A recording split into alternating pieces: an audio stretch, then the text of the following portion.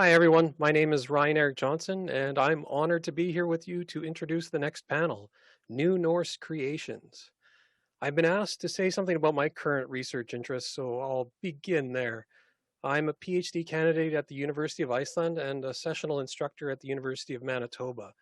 The title of my PhD project is Kennimaður og Klerkur Góður, the worldview of the medieval Icelandic canon, and it is being supervised by Sverrir Jakobsson at the University of Iceland.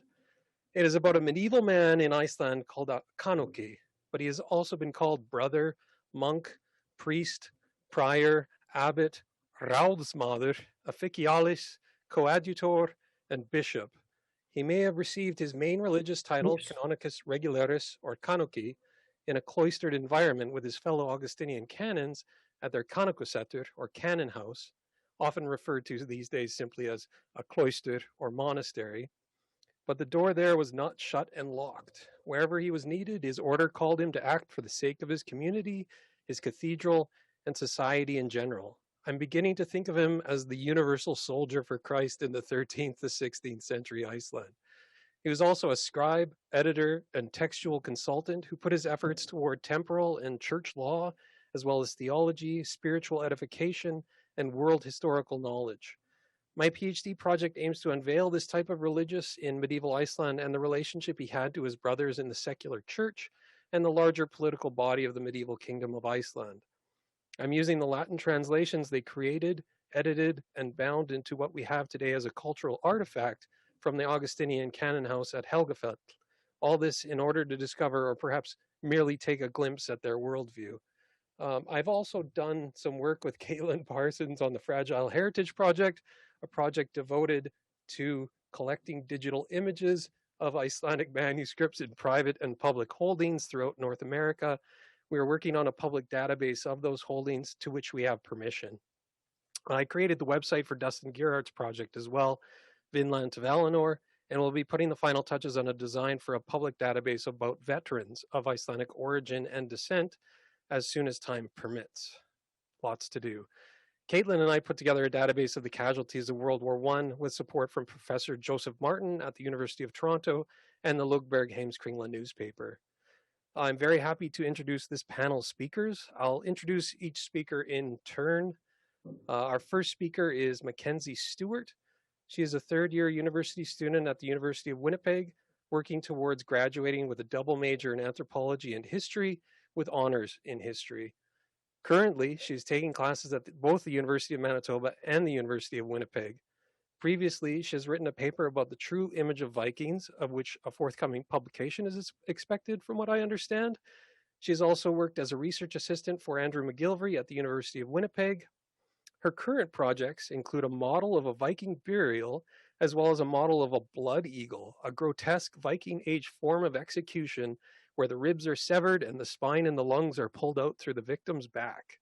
Her paper today is entitled The Creation of Midgard from Ymir the Giant. You have something for us today, Mackenzie? It seems a little bit less gruesome, yet no less connected to the body. I turn the floor to you.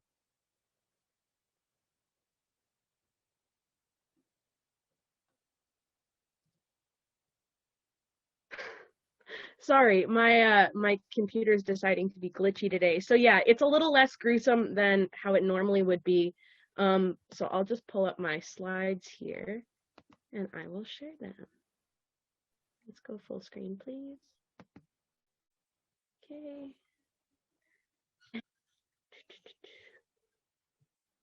So I guess I can't show slides because it's not letting me.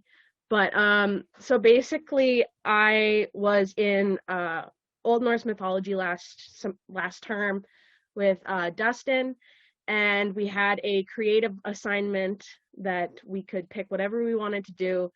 I decided, being my weird and tactile learning self, that I wanted to do a diorama of the creation of Midgard, which I guess kind of took off because here we are today presenting it.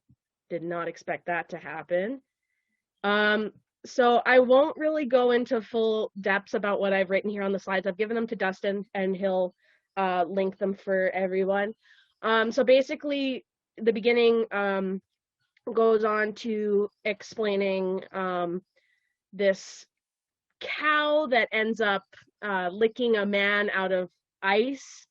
And here it's pictured that he is suckling off of this cow as she licks another person another giant out of the ice. And it says that there's 4 rivers of milk that run from her udder, which nourish him. So his death, he actually ends up getting killed by Odin, Vili, and Ve, they're all brothers, and they end up killing him pretty gruesomely, I would say. And then this leads to them taking his body parts and creating the world with it. So it says here that from Ymir's flesh, the earth was created, bloody sweat, the sea, cliffs from bones, trees from hair. The skull is his skull is the sky dome, and many other parts of his body used to basically create what is known as Midgard. So we've already talked about the show Vikings in the whole symposium, and so I decided that I knew this scene from the very first season that I really wanted to include, just because it really describes basically what this whole project is. So hopefully it works. If not, I can summarize it by doing funny accents and weird voiceovers, but my computer's being slow.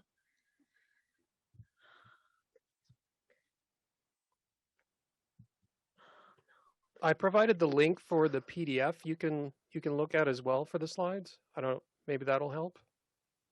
Yeah. Oh, but you've got video too. Maybe. Or you want to see the video? Yeah, I've got a video. Can everyone hear it? Just making sure.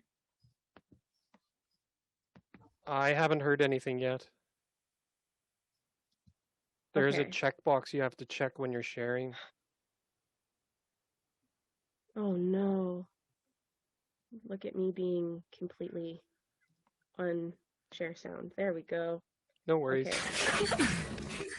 No. There are many holes. Thor lives in Thrudheim. And Frey was given the hall at Elfheim when he cut his first tooth. And nearby is Valhalla, vast and gold bright. And every day, Odin chooses slain men to join him. They arm themselves and fight in the great courtyard. They kill one another. But every night, they rise again and ride back to the hall and feast. The roof is made out of shields. The rafters are spears. Coats of mail litter the benches. A wolf stands at the western door, and an eagle hovers above it. It has 540 doors, and when Ragnarök comes, 800 warriors will march out of each door, shoulder to shoulder. What is Ragnarök?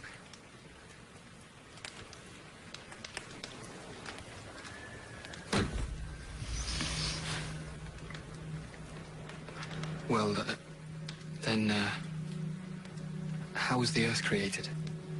The earth was made from the Ymir's flesh, and oceans from his blood when the Titan was thawed from the ice.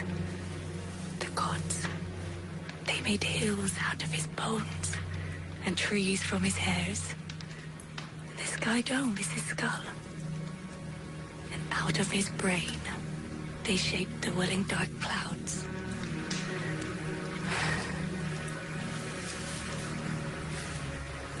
So, how do you think it was made? Priest?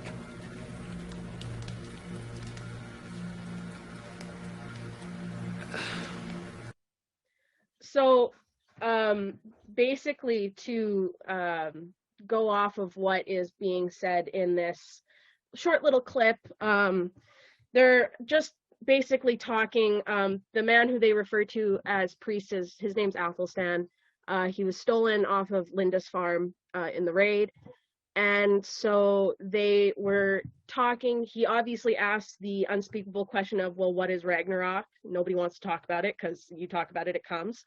And then he asked the ultimate question of, well, how was the earth made?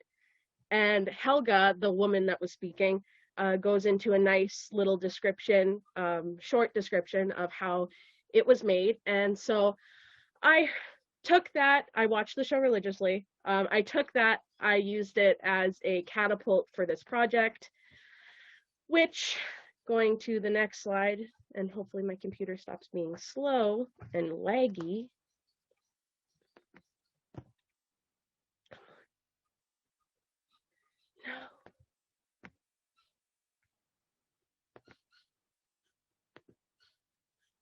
Okay, so I was doing this project probably around October, which meant that Halloween stuff was on sale. And I found this massive skull for decoration. And I realized it was styrofoam, so I carved out the interior and I began to sculpt a face. So these are the steps in which I took. I went to a place in Winnipeg called Gale's Wholesale. It's for crafts and stuff. I bought the clay there. I bought these lovely little eyes that you see protruding. He looks very shocked and scared. And then as I kept developing it, he got a little bit more of a personality and kind of became this very somber looking gentleman with a hole basically in the side of his head.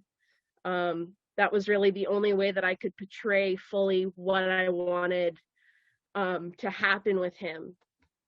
So then on the interior, I put more clay in just because it was a little bit hard to paint the styrofoam, all that stuff. So I needed a base to do so. So I put clay in there and I evened it out. So the white is supposed to represent the sky. It kind of gave me an outline of the horizon and stuff.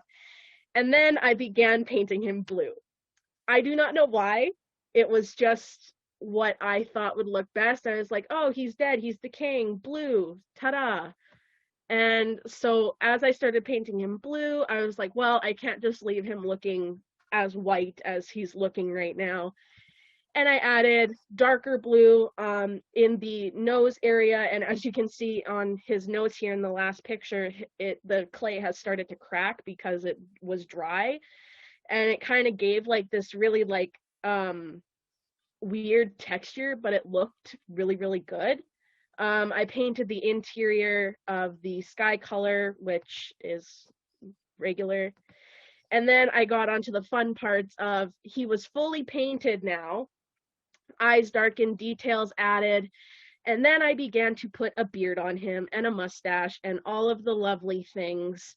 I got many, many burns on my fingers from doing this. I got the hair off of a old witch mask that I had found at Value Village, and I just pulled the seams out of the beard that was sewn onto the mask, and I ended up cutting it and fixing it so that it could actually look like a regular old beard, which, I mean, it was a lot of hard work to do that part. Oh, come on, please, no. There we go. So then I decided I don't like him just having a regular old beard. I'm going to add some braids because that's a regular thing. And then came to my favorite part was the eyebrows, his very wicked looking eyebrows, which you can see here. Again, many, many burns occurred on my fingers from that. Then to decorate his beard and his braids a little bit more, I decided that I wanted to put like runic stones on them so that it kind of gave him more of a whimsical touch. And painted them. And then we got onto the actual creation of Midgard from things. So here I've put trees inside of the actual skull. And then on the side, I kind of made sure that I used what was said in both sagas and shows to portray this thing in reality of that he was created. I created mountains, and then after that I fixed them because they were looking a little funny. And then I needed to go in, paint them. My favorite part was actually probably creating these little bones here, all made out of clay. I created water out of silicone. And then I stuck it all together, which I finally got this final project, which is right here as well. Yeah, and that's pretty much it. It's not as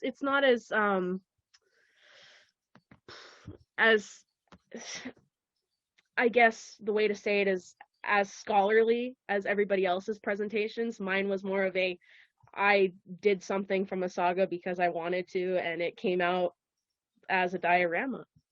And that's pretty much it. Well, I think it's amazing. But do you have anything to add other than from the slides? Other than the slides, not really. I mean, I can show you guys again. So here's the bones that I created. I had some crushed up seashells, and I just kind of put them all along there, on his cheek. And I had originally tried to sculpt a mouth, but that didn't work at all. And yeah, that's about it. I did some mountains on the interior. There's a tree that fell out. I did some mountains on the interior and some other hills. And yeah, that's really it. I mean, it's just a diorama of Ymir and the poor man being used to create the world. It's a really cool diorama, though. It's not just a diorama. It's a pretty cool diorama. It is. It's pretty cool. For sure. I'm sure you're getting great responses already from the chat, so I'm hoping that there will be more questions for you later, and I have a couple as well. Okay. But if you're okay, we can turn it over to Ainsley. Yep. So I'll introduce our next speaker, Ainsley A. Thorensen S. Bloomer, but you can just call her Ainsley Bloomer. Her main research interests are in genealogy and Old Norse mythology. She's currently working on her book, A Viking Legend, The Power of Love. Ainsley is a retired Old Norse mythology and elementary Icelandic language teacher. Her book has been compiled from Old Norse sources, weaving together several of these sources to create a more encompassing story with some artistic license added to bring her own vision to the legendary material of the Volsung cycle and beyond. I've been privileged enough to be able to read through her manuscript and provide her with some feedback and possibilities for directions she can take the project. According to the Icelandic Roots database, a web-based genealogical tool, she is the 30th great-granddaughter of Ragnar Lothbrok Sigurdsson and 20th great-niece of Snorri Sturluson. Her talk today is about her book project by the same name, A Viking Legend, The Power of Love. I think you landed on the right title now, Ainsley. It has the right punch to it, and that word Viking doesn't seem to ever lose popularity. I can tell you that my universal soldiers for Christ in the 14th century of Iceland thought they were merely pirates, marauders, and mercenaries. Good thing they aren't our audience. Please take the floor. Well, thanks, Ryan. That's quite an introduction. Oh, hello, everybody. It's an honor to be here, and according to the Eddas, humans are descended from Ask and Embla, but by seeing Mackenzie's project, I can kind of see a resemblance between Ymir and myself as white hair and a braid. So I was just wondering if we were related too. Anyways, during my presentation, if there's any questions. Oh, you've already know that. So my presentation is a book in progress, and it's called The Viking Legend, The Power of Love. And the book is based on the Old Norse mythological story about the lives, loves, and beliefs of the descendants of Odin. It includes many lovable and unlovable characters, natural and supernatural births and beings, deaths, battles, sorcery, magic, prophecies, a dragon, and more. Vengeance and curses intertwine throughout the story, and we follow their pathways and see how they play out among the ancient tribal men and women. In the end, we discover that seeking vengeance and casting curses leads to a life of pain and horrible suffering. We also learn that only through love and forgiveness we attain some semblance of peace of mind and serenity. As of today, the book is 236 pages and 56 chapters.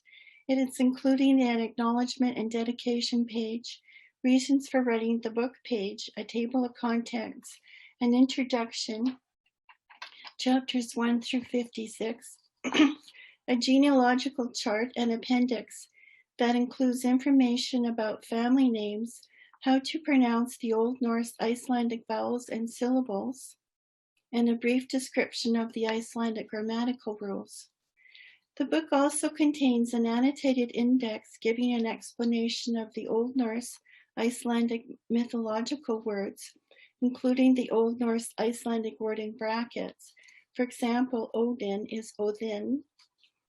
There are explanations of names and mythological words and footnotes on the page where the word appears, and also included in the annotated index. In the footnotes and index, acronyms are used.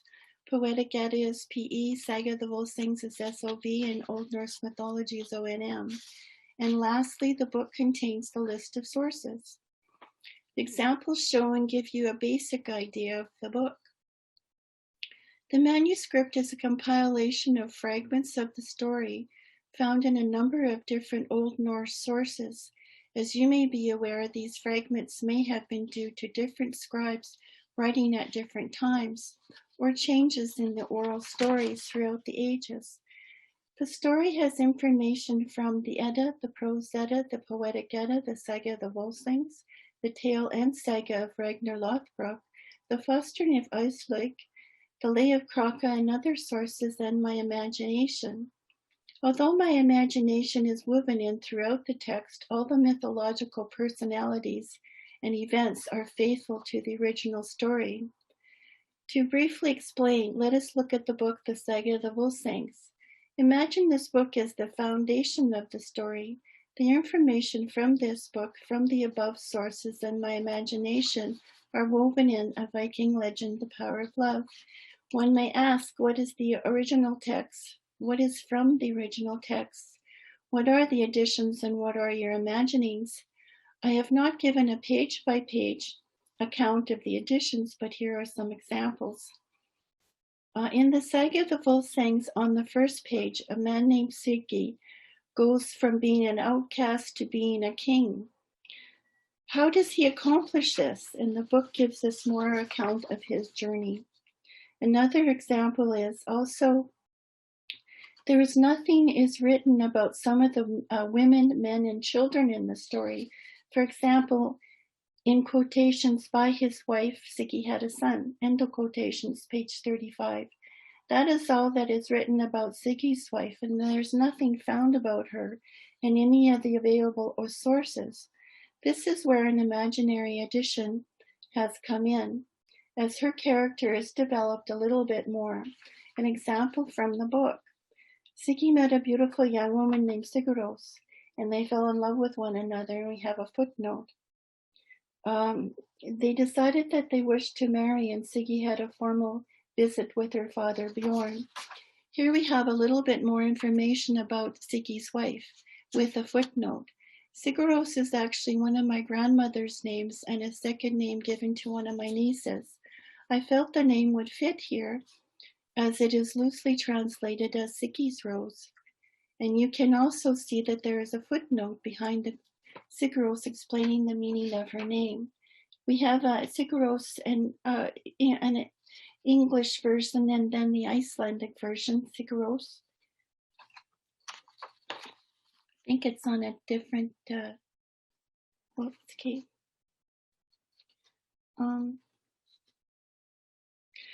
And unnamed people from the original story were given a name, more of a presence, and in some cases a description. Trolls, dwarves, and other mythological beings were given the same attention. Another addition, as mentioned, were the fragments of the story found in other sources. Some provide information about the same people. but with little or no connection to the main story. For example, the man named Sigurd found a woman named Brynhild within a circle of supernatural flames. Right after this meeting, he met her again at her foster father's home. How and why did she get there? This is an example of different fragments with little or no connection between each fragment.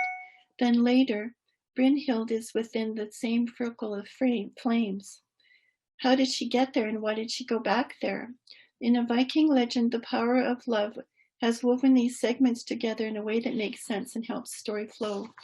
Another example of an addition is different fragments may tell about the same event, with each containing different details. For example, Sigurd is killed in each fragment, yet he is killed in different locations in each fragment. In an example like this, one location is chosen for the story. It is embellished and the other information is added to the footnotes. Another example of an addition is there is information about the story found in the Poetic Edda, but not found in the Saga of the Volsungs. For example, the tales of Helgi Hjörtfridsson and Helgi Sigmundarson were both added into my book and connections were woven in. There is other information from the poems from the Poetic Edda that have been added into the Viking legend, The Power of Love. Other additions include mythological detailing, cultural, societal, and legal information found in the Edda and other sources. Like a teaching tool, one learns this information as one reads throughout the book. For those familiar with the story, you will most likely identify the additions. For those unfamiliar with the story, the added information will provide a fuller understanding of the story. The purpose of the retelling of the story is to bring all the information from the varied fragments about this legend together into one text. I always thought that this was an amazing story, but amazing story found in pieces here and there. I also thought that this would be wonderful to have the whole story told and shared, and now it is in a Viking legend, The Power of Love. And then we have the slide of the ransom stone. I would like to include pictures in the book, as parts of the story were not only told in handwritten fragments, but they're also told in Viking art. In ancient art, Viking wood carvings, and in rune stones. For example, there's the rune stone of the Ramsund stone. It is found in the municipality of Eskilstuna, Södermanland, Sweden, and it is dated from the 11th century. It includes pictures of the Sigurd story, where Sigurd is slaying the dragon Fafnir in the lower right-hand corner there. He roasts the dragon hard, and as he tests it to see that it is ready, he burns his thumb, thus putting it in his mouth to heal. The juices from the dragon heart give him the gift of understanding the speech of the birds. The birds tell Sigurd that Regin is about to kill him, and he would be wise to not let that happen and kill Regin instead. Sigurd beheads Regin. The rune stone shows his smithing tools scattered.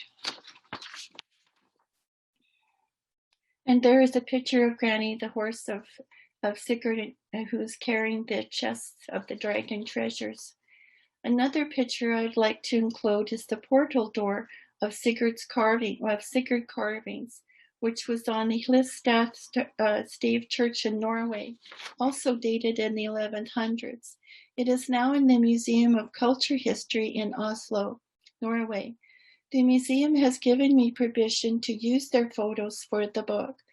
Following the picture of the portal are pictures in close-up blocks so that you can see them better. On the first block, that's the stone, and then we go to the carvings. I believe that's slide 6. Oh, there it is. There's the portal door. And so you can see it better. In number 1, we have this is where Gunnar is in the snake pit and he's playing the harp with his toes. And next we have where Sigurd is killing Regan. He's stabbing him through the heart. And here's another example of a change, because in the runestone and in the literature, he is beheaded. And then we have Sigurd's horse Granny is carrying the chest of treasures. The carving also shows the birds that spoke with Sigurd. And Sigurd, he's roasting the dragon heart. His heart, he's searing his finger, putting it in his mouth to heal when juices from the dragon heart permit him to understand the speech of the birds. And then on the top right side, we have the killing of Fafnir, then the testing of the sword called Gram, and then the making of the sword.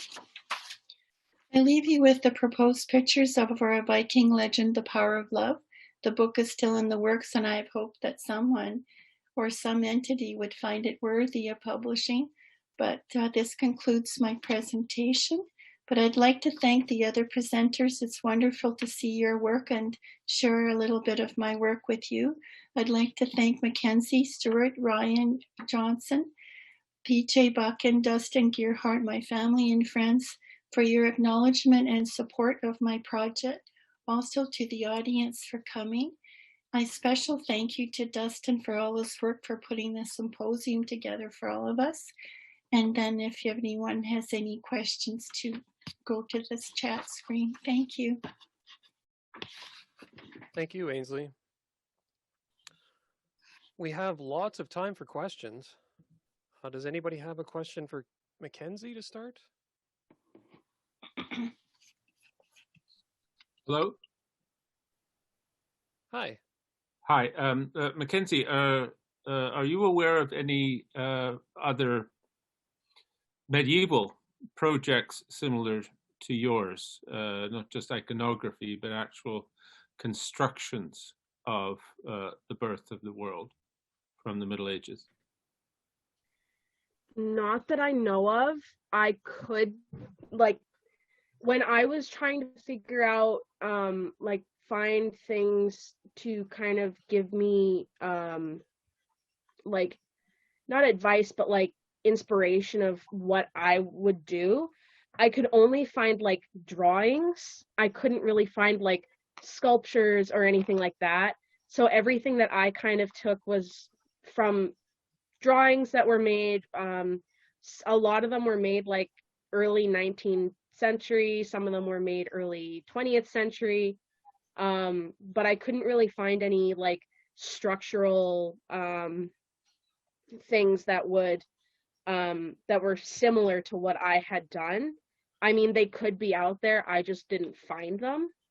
And I'm not aware of any that are like what I did. So the birth of the world story is overwhelmingly an oral cultural artifact and not a visual one, as far as you know. I would say so. I mean, yeah, like a lot of it was really oral. The main stories that I found were specifically from the sagas. Like that's where I got the most detail. I didn't really get a lot of detail from online, and if I did get any details from online, it was, if you want more information, refer to this line in this saga and you'll find what you need. So I would say that it is more oral rather than like actually like physical for a lot of purposes. And that's sort of what you'd expect given the cost of materials that even just doing a drawing required. I mean, how many sheep does it require to make the parchment for a single book? You know, in the Middle Ages, Yeah. It was prohibitively expensive. Yeah. Yeah, it would be even more expensive. In Iceland, they pretty much used calf skin, so it was even more expensive. It was particularly vellum, not a parchment, but I'm just being finicky there.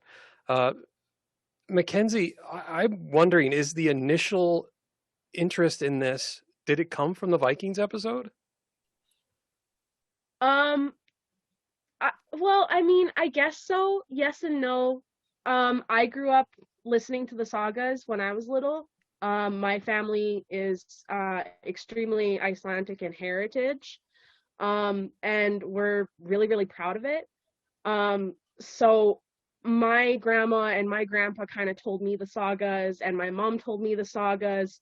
And then as I was going through high school, I started to identify a little bit more with, like, I want to learn about the Vikings and I want to learn all of that stuff. And then come into university, I started reading the sagas, and I said, you know what's not really done is we hear a lot of Christianized versions of how the world was made, but we don't actually get the full spectrum from Old Norse mythology. So I wanted to give like a physical version of that and my interpretation of what I had understood from the sagas, and all of these different like influences that kind of stuck in my brain of, well, it would look like this and it would look like that, and this would kind of be in this place and this looks like this. So I would say that the show kind of inspired that. Just, I mean, I'm a big fan of the show. I love the show. I can't say that I don't. A lot of research that I've done is because the show has inspired it. They'll like show something and then I'm like, well, I want to learn more about it. And that's obviously what I did with Ymir here. And that's the great thing about the dissemination of this culture throughout popular culture these days, I think. And Ainsley, does anybody have a question for Ainsley? I have one ready, but I'm willing to let the floor to somebody else. Can I perhaps ask something of Ainsley, please? Yes, go ahead. Yeah, so I'm joining you from Scotland, and I previously lived in Norway, and that was a fascinating presentation, Ainsley. Particularly the area that you described at the end about the carvings of Sigurd's story round the door frame. I lived in Bergen, where there's a stave church, Fantoft Stave Church. And that church was the original church when I first went over to Norway in 1989. And it was one of the ones that got torched and burnt down by these black Satanists that destroyed some of the cultural heritage. Mm-hmm. They had significant artwork and drawings of the architecture of it, and they've actually rebuilt that particular church.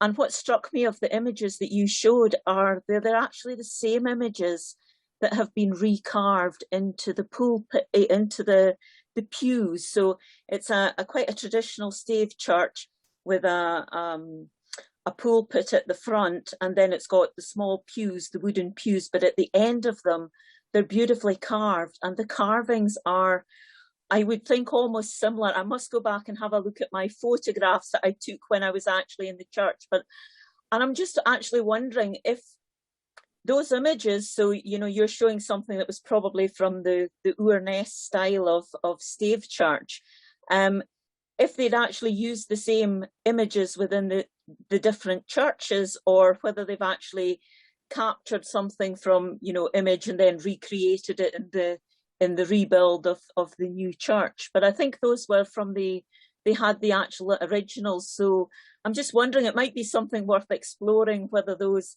sort of stories and imagery are repeated. And I don't know if you know anything about that.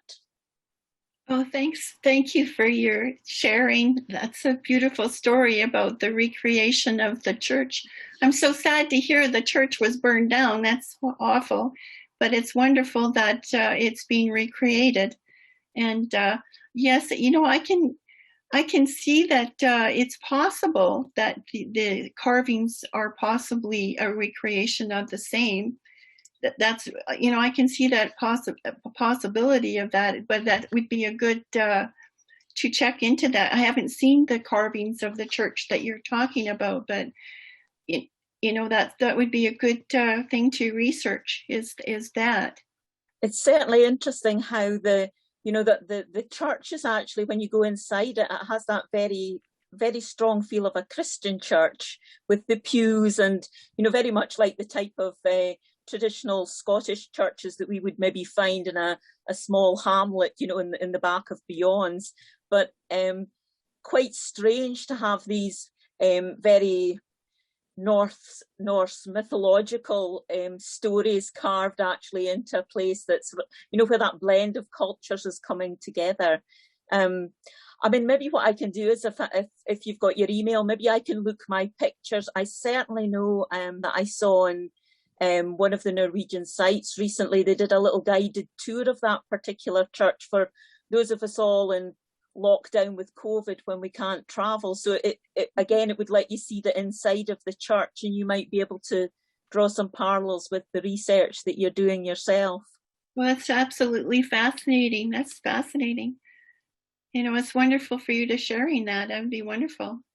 Oh, I'm certainly not an expert in any of your fields, actually. It's been actually wonderful. I've kind of come across your conference quite by accident, but just a kind of interest in the history, because I've, you know, the similarities between the Scottish culture and the Nordic culture and how our stories are woven together, you know, kind of begins to, and it's just like what Mackenzie's story of looking at something that's actually a lovely visual thing that's actually, you know, current television, you know, and how you can take that and strip it back into the original sort of history and then come up with something that's beautifully creative as well. I absolutely loved your presentation. I mean, I like creating things with textiles, so I just loved that. I had never thought of actually taking all this lovely things that I know about history and actually making something creative with it. I think you've all got me on a completely creative buzz now. So thank you for that, and really fantastic presentations. Thank you.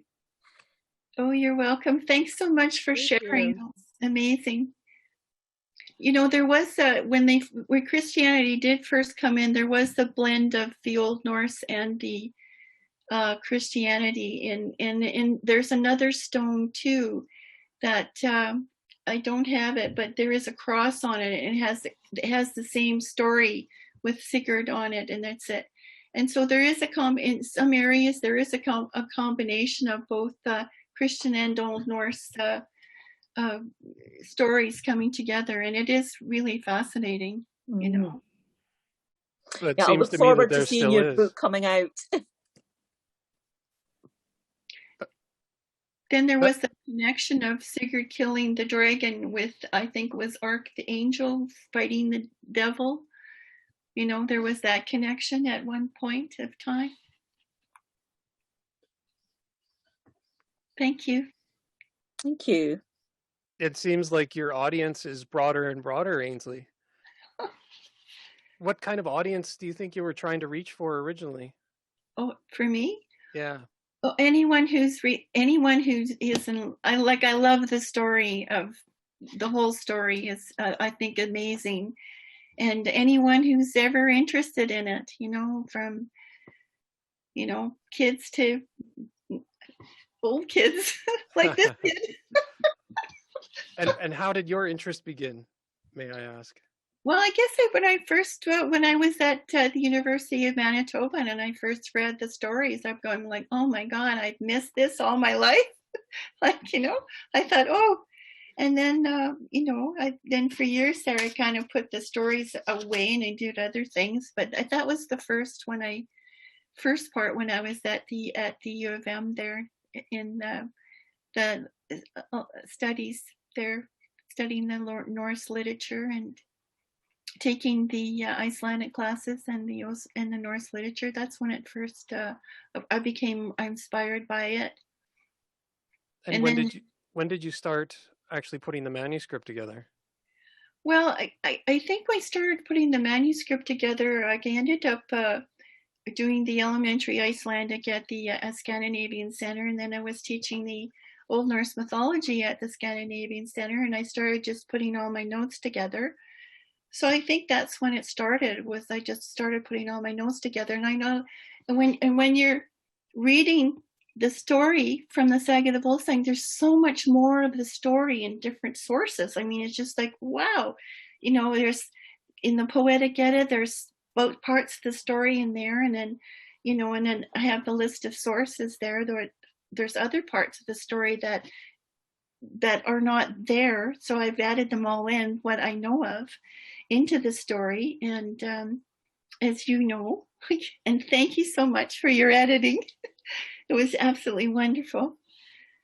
No problem. I don't want to monopolize the floor, though. Does anybody else have any questions for Mackenzie or Ainsley?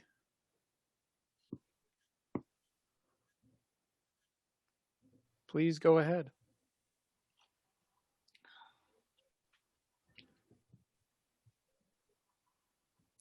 Okay, well, I'll continue on. I have a bit more questions for Kenzie when she's talking about the blood eagle that she sent me in her Okay. notes. Is that going to be a similar project to Ymir? Yes, actually, I can actually go grab what I have so far. Basically, hang on. I'm just gonna scooch out really quick and go grab him. Oh. I find it a bit interesting that she's doing a blood eagle. Yeah. So same, almost exactly the same kind of concept. Chris Crocker is getting a treat right now because I'm doing this for one of his classes, and he doesn't know how far it's come. So basically, I have same thing with Ymir. A scene came up in Vikings, actually a couple scenes of a blood eagle being done.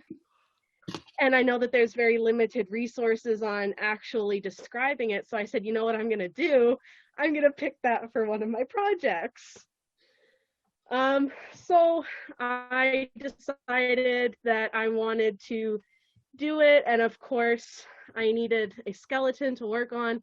So I ordered a little atomically correct skeleton off of Amazon. He came and I began to do my work. So he's not fully done, but he's pretty much sculpted to the point that I need him to be sculpted. The platform is all done. I just need to paint him and make him look very gutty and gory and gross. So I'm excited for that aspect of it. Yeah, it's, I mean, you know, there's a few sources. I have like, I think 4 books off to the side here and 1 article that are just full of, or semi-full of little like notes about blood eagles. So I've used like the Orkney saga, saga of the Volsungs with the sagas of Ragnar Lothbrok, and then of course just the sagas of Ragnar Lothbrok, and then this big guy that I got off of Amazon as well comes with more information, and then I printed off another book which comes with even more information. So I don't think that there's a lot of physical representations of this, just because finding the information is a little daunting. It's hard to do. You're in the right direction. Yeah. It is a bit contentious of an issue, though. It is thought maybe that it didn't really exist. Have you any thoughts on that? Yeah, I have. I've thought about it a lot, but even if it didn't exist, it was written for a reason. You know what I mean? Like, they didn't just want to make it up because that's just something that they would have done. It's, you know, they wrote it for a particular reason. It was written down for a particular reason. Whether or not it happened to the extent that they're saying it happened, or if it was maybe a little less gory, a little less cruel, it's completely open for interpretation. It really depends on how you want to view it. I want to view it as it may have happened, it may not have happened, but I'm going to give people a really cool physical version of it because it's, you know, it was written for a reason. They wouldn't have just jotted it down because that's just weird and cruel and let's just write it. So it's a really good point because, I mean, it touches on sort of the whole aspect of this symposium in that we're looking at reinterpretation, adaptation, and reception, and how those come together to change or stay as static as they do over time. Mm-hmm. Any other comments from everybody else?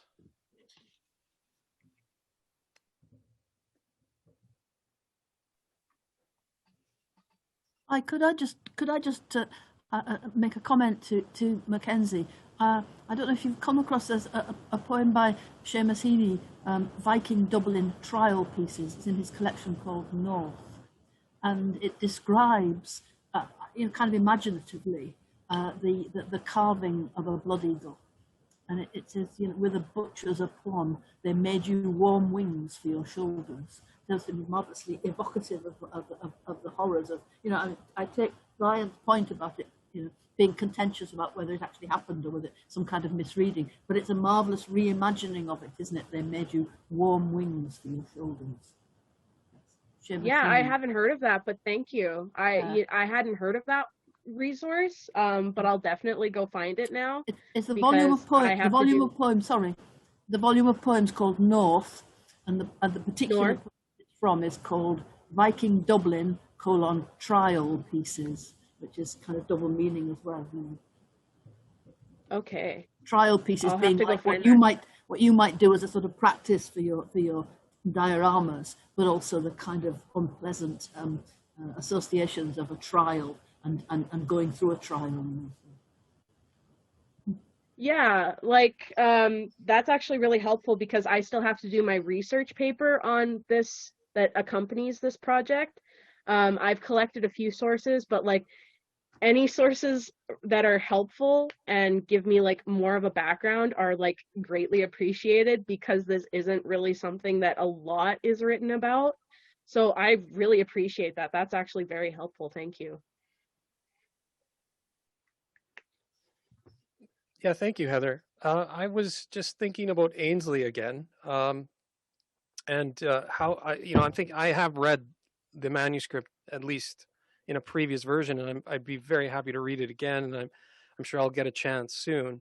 But I wanted to comment on how you were talking about how you're using Eddic poetry and Volsunga Saga together, and I really wanted to emphasize how well woven together you put them, in that you used elements from both to create a cohesive story. But there are slight differences to the Volsung cycle in the poetry versus the saga.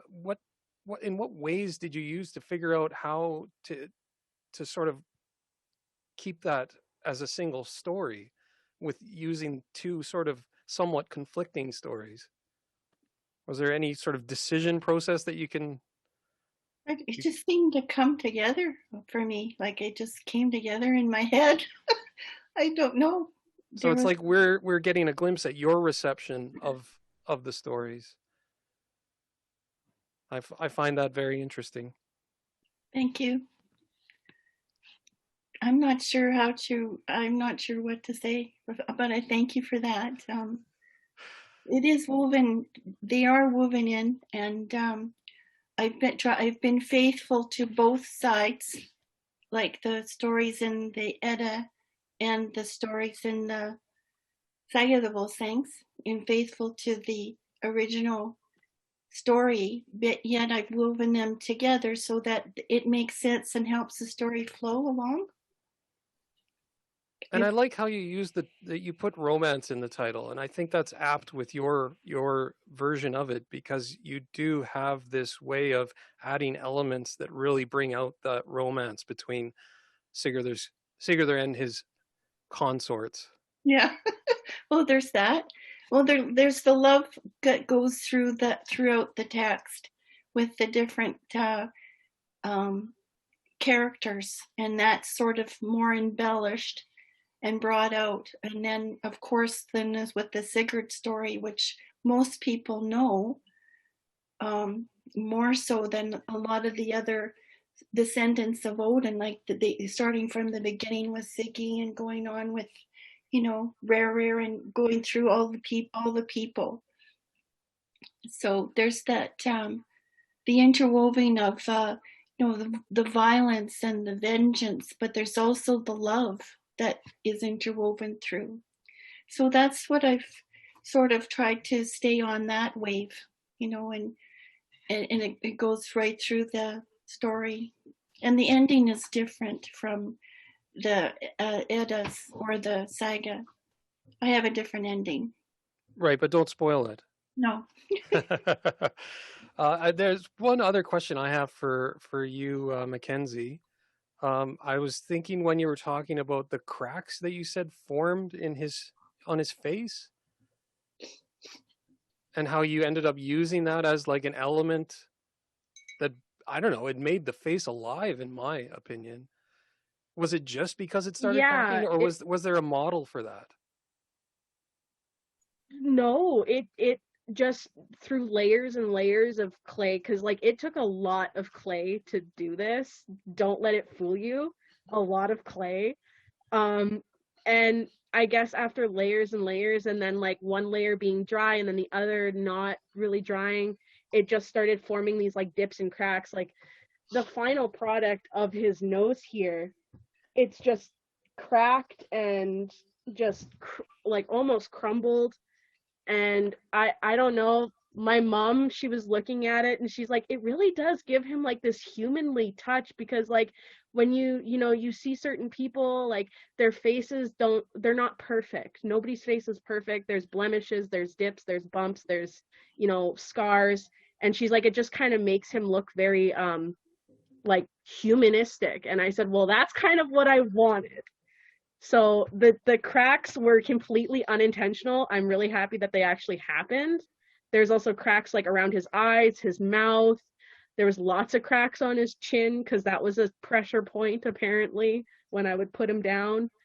But yeah, I mean, the cracks on his nose are what gets me. Like he's got a lot of cracks on his nose, but it does make him come alive, I feel. Thank you. Anybody else have any last comments or question? Yeah, Mackenzie, what are you going to do with it now? It's just going to be a decoration for your house? Yeah, you know what? He sits on my bookshelf that's just full of Viking and Icelandic sagas. He's just going to sit there.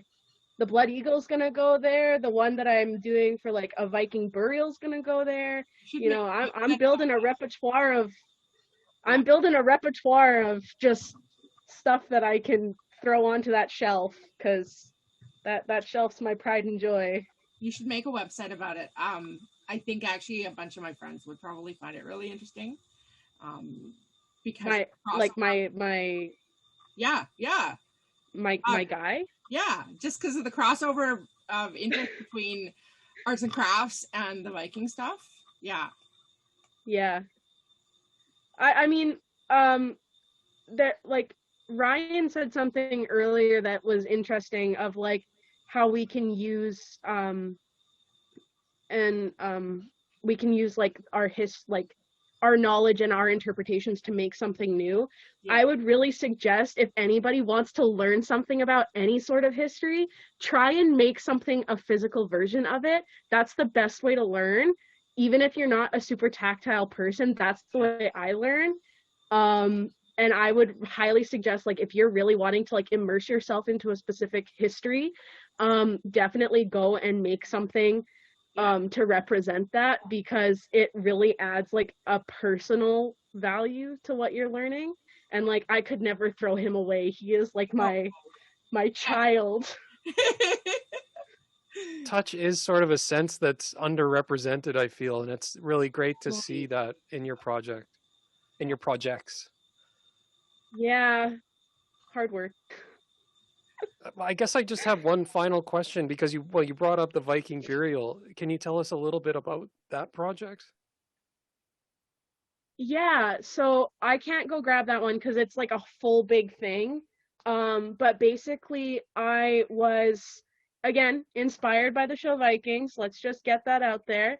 Lots of stuff that goes on in there that's really inspirational sometimes.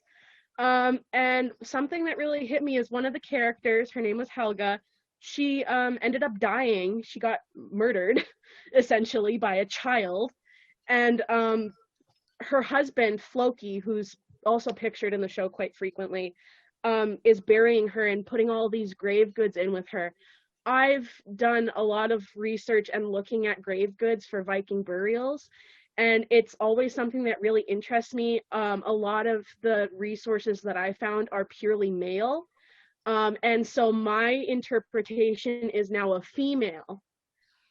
So I've kind of crossed over the some females that we found that are buried with feminine things, and also taking from the burial that was found in Burka and using that as the warrior woman who also can be portrayed as a feminine woman, but also masculine.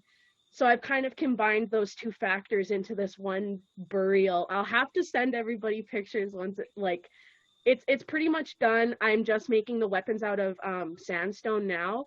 So that'll be a task that I gotta get done as well. But that one is basically just, I wanted to make my interpretation of a Viking burial of a woman that's not feminine and not the regular idea of what a feminine Viking woman would have been, and not a warrior woman the way that warrior women are pictured.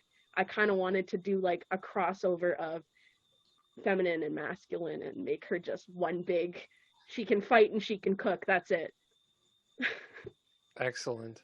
Sarah Doran says here that you should loosely, I think she's talking about the head. You should loosely bury it near a river and freak out some random hikers. I do live by a creek. I could do that. I do live by a creek. It's a genuinely good idea. Yeah. Okay. Any other comments or questions? We still got about 9 minutes or so, but I think we've had a great conversation so far.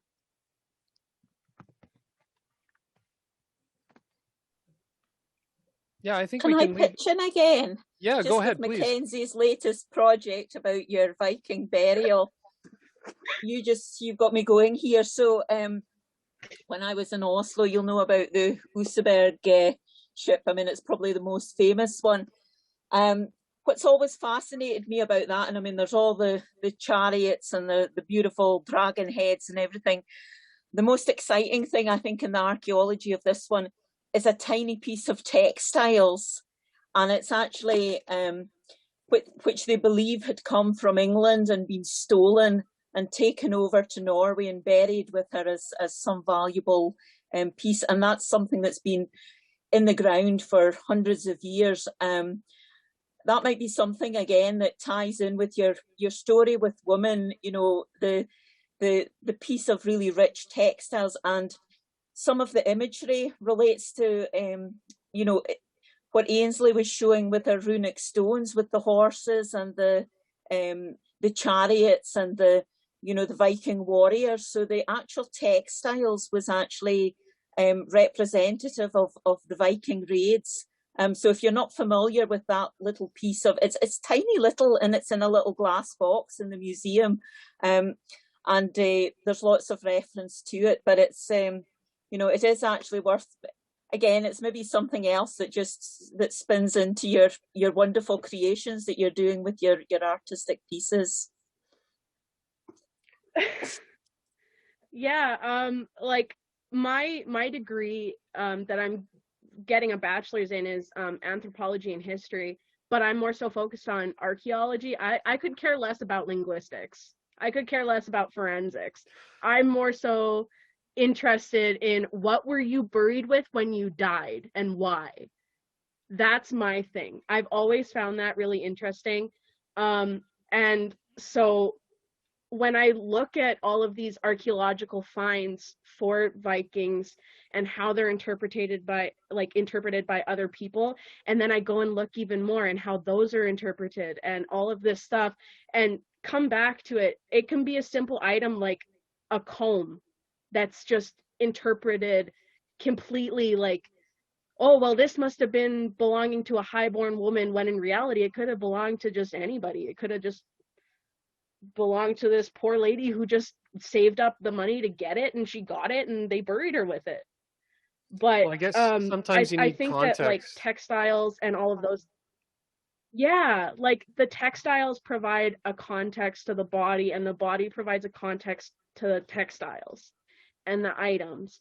And I think that that's really something that's important, and a lot of people forget, like when they're looking at archaeological things and when they're looking at history, it's like you got to make sure that you get the full the full lovely chip that you're getting here, because there's a whole other world that is just being left out. That's a good point. I suppose there's also the side of it too, where, you know, the stories and the sagas came after. So I suppose it's a bit like us with our history of the minstrels telling the stories, and it was passed down through generations. And then, you know, the written word of it wasn't written to probably about the 1200s, which was several hundred years after the event happened. And maybe as you say, the things that were buried with the people, whether it's the little wooden sticks with the runes written in them, or whether it's a piece of textile or something that someone made at that time, capturing part of the story as well, that then downstream goes into these wonderful sagas that we're still trying to interpret and understand the meaning of. I think it's also important to understand that they're interpreting it as well. It's through layers of reinterpretation that we're working with, right? So, popular culture, we can't say that it's like, I always think of this example of at another conference in Iceland at one point, a friend of mine sort of stood up during a panel where somebody was talking about the Norse god Thor from the Marvel comics. And he said it's a bastardization of it, or something to that effect. And, I don't look at it that way. It's a reinterpretation and it's an adaptation, and it's always been done that way over time. So how can you call it a bastardization? Does anybody have anything to add to that? Degradation of myth. Chris Crocker is reminding me of the exact phrase. But I don't think we should look at it that way.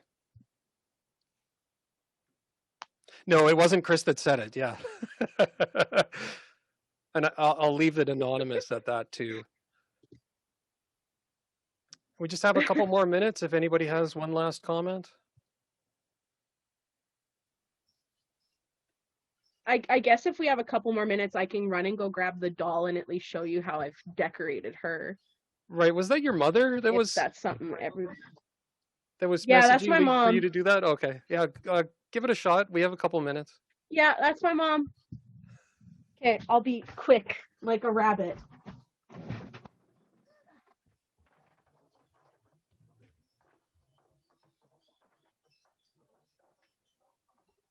Oh, that is a great quote, Kathy. The story grows with the telling. That's an awesome idea.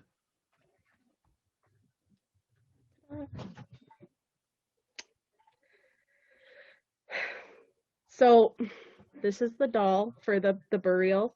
She's higher in status, as you can see. I made her clothing. Oh, wow. All out of stuff I had at home. Yeah. Did her hair. She's got a nice hairstyle going. Painted her face. She's all decorated. Well, I look forward to seeing all of these with more detailed photos and things on a blog or something, like somebody was suggesting. I think it was Carla. I'll try. Okay, I think we'll leave it there. Thanks everybody for joining us for this panel, and the next panel will be starting in roughly 10 minutes. Look forward to seeing you again.